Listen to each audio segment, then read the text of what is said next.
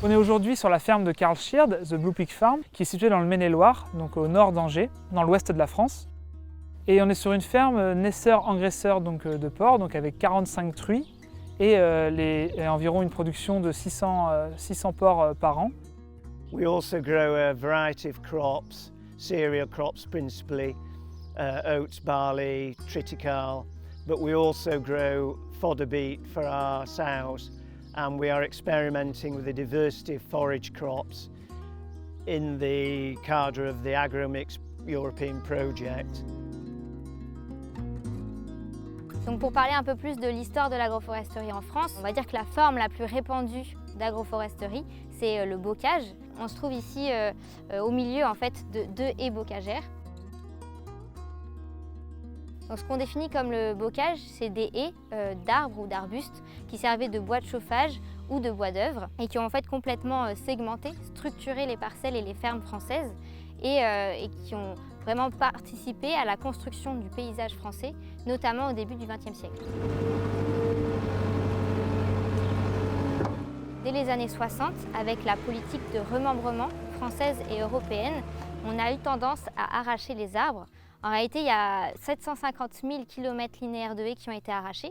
Parce qu'en fait, l'objectif de ce plan de remembrement était de de mettre en place des parcelles très larges qui pouvaient être donc mécanisées et donc augmenter la productivité de l'agriculture française. Mais de nos jours, le plan d'orientation agricole a quand même bien changé. On ne considère plus l'arbre comme un obstacle, comme une contrainte, mais on a cerné tous ses avantages, tant d'un point de vue écologique, de conservation de la biodiversité ou encore économique. Et donc la politique a plutôt impulsé l'idée de remettre des arbres dans les cultures. La mise en place du pâturage a été mise en place sur la ferme de Carl Sheard dans le but d'autonomie. La ferme fonctionne avec la partie naissage donc des truies, les truies mettent bas en plein air dans un système de cabane, puis les porcs font la phase de post-sevrage en plein air avant de rentrer en bâtiment pour la phase de finition. Et c'est sur cette phase de finition que se concentrent nos travaux de recherche avec la mise au pâturage de ces porcs en finition avec un accès du bâtiment vers une parcelle en agroforesterie. We've put in half the farm down to agroforestry and we're not necessarily finished with a mix of local trees and the soil type. So we have oak, chestnut, birch, cherry, and latterly we've planted mulberry trees, which we understand are very good for fattening pigs with. These are intended as a food source, but also to provide shelter, to help maintain soil moisture and provide a level of fertilisation through the leaves. If you pick the right varieties that correspond to the livestock you have, in my case pigs, the acorns and chestnuts and mulberries that the trees produce are a good source of diversification in their diet and obviously have a benefit in the nutritive value of the meat.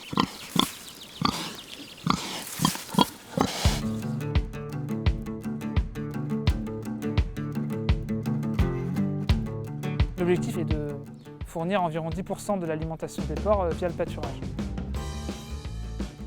Les bénéfices attendus sont donc un bénéfice sur l'indice de consommation des animaux, donc la quantité d'aliments consommés par les animaux qui peut être suscité en partie par le pâturage, mais aussi les aspects de bien-être animal et de comportement, d'expression du comportement naturel des porcs en plein air via le pâturage et via le parcours sous des parcs agroforestiers.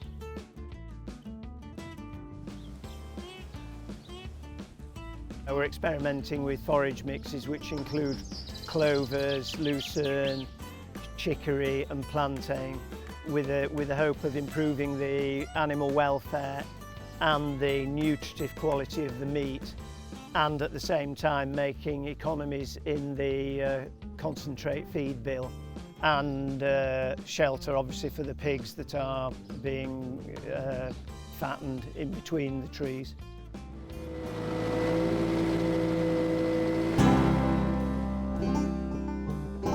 Tout récemment, en mai 2023, le Conseil national pour la transition écologique a fixé des objectifs très forts à atteindre d'ici 2030, avec l'idée d'implanter plus de 50 000 km linéaires de haies et plus de 50 000 hectares d'agroforesterie.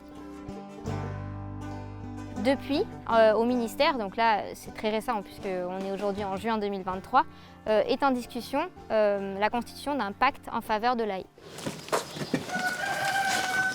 This system is experimental, and although we're convinced of the benefits in terms of meat quality and the animal welfare aspect of it, there isn't at the moment a label or a distinct mark for this method of production, and that's something we would like to see either through butchers taking an interest in what we're doing or specialist organic shops, supermarkets.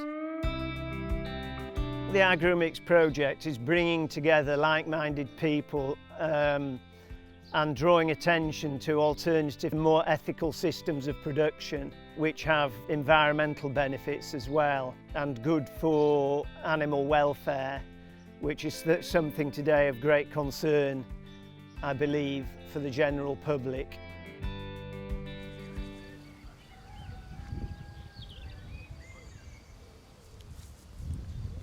I think the best advice for anyone who's interested in doing something similar is to come and talk to us.